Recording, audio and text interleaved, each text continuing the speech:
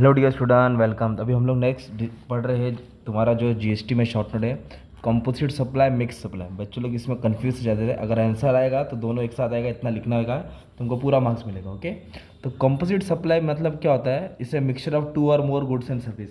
मतलब जैसे कि मोबाइल फ़ोन चार्जर सप्लाइड अलग विद मोबाइल फ़ोन, मतलब दो अलग अलग चीज़ सप्लाई करना।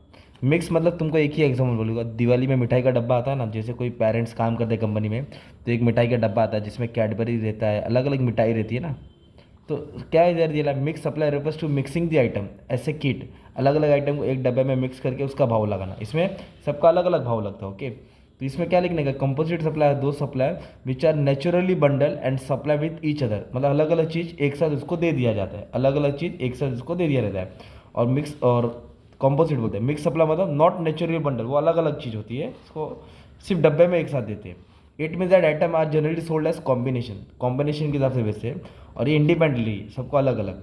अब इसमें क्या है ना, टैक्स रेट अप्लीकेट, जो भी टैक्स लगेगा ना, जो चीज़ सबसे महंगी है ना वो रेट पकड़ा जाएगा इसमें, हाइयर रेट, क्योंकि सबको एक साथ दिया है। अब कोई चीज़ पे 28% टैक्स है, किस पे 5, तो 28% टैक्स लगेगा। This item cannot be separated, मतलब उसको अलग अलग सेपरेट नहीं कर सकते। जैसे कि मोबाइल फ़ोन और चार्जर, बीड़ी, माचिस, शूज, स्टॉक है ना, ये एक तरह से तुम्हारा जॉइंट एक साथ बेचते हैं ना, combined composite supply.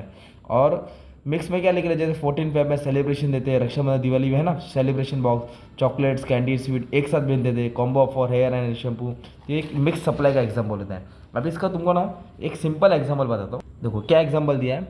M is selling hampers consist of can food, मतलब एक बॉक्स दिया है, इसमें फूड है, स्वीट्स है, चॉकलेट है, केक्स है, ड्राई फ्रूट है, खजूर है ना, और क्या बोलते हैं, काजू बादाम पिस्ता, Diwali and other festival. What is kind of supply and which rate will GST applicable? तो सब एक ही डब्बे में आ गया ना भाई, तो उसको बोलेंगे मिक्स सप्लाई, सबको मिक्स करके दिया।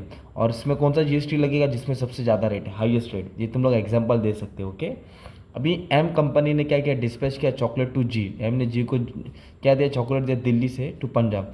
After getting it pack and paying insurance charges for such goods, फिर उसका इंश्योरेंस भरा, उसका ट्रांसपोर्टेशन भरा, वो अलग अलग चार्जेस हो गया ना भाई, तो वो चीज़ के साथ अलग अलग दे रहे। तो what kind of such supply, और कौन सा जीएसटी लगेगा? इसको कंपोजिट सप्लाई बोलेगा। और जीएसटी कौन सा लगेगा? चॉकलेट का लगेगा। किसको लगेगा? क्योंकि मेन चीज़ वो था ना। इस तरह तुमको समझ के लिखना है, जैसे टेक्स्ट बुक में दिया है। तो कंपोजिट सप्लाई मतलब कंसिडर टू और मोर टैक्सेबल सप्लाई, अलग अलग चीज़ जो टैक्सेबल होती है। इधर क्या है? टू और मोर इंडिविजुअल सप्लाई, एक ही चीज़ रहेगी। ये नेचुरल बंडल इन कंजक्शन, एक साथ joint, each one other in which principle supply, not natural bundle, सब अलग अलग चीज़ होती है, मतलब वो चीज़ रिलेशन नहीं रहता है। Trade practice to bundle such item together, एक साथ बेचते हैं, ये ऐसा कुछ नहीं होता है। प्राइस में भी चार्ज सेपरेटली, इधर अलग अलग, इधर सिंगल प्राइस चार्ज होता है, high GST rate. Tax at the rate of principal supply, main rate, ये with highest rate of tax. Charges supplied along with mobile phone, gift pack of comprising chocolates and sweets. इस तरह तुमको ये topic लिखना है, exam में आया तो, कंपोजिट सप्लाई और मिक्स सप्लाई। ठीक है।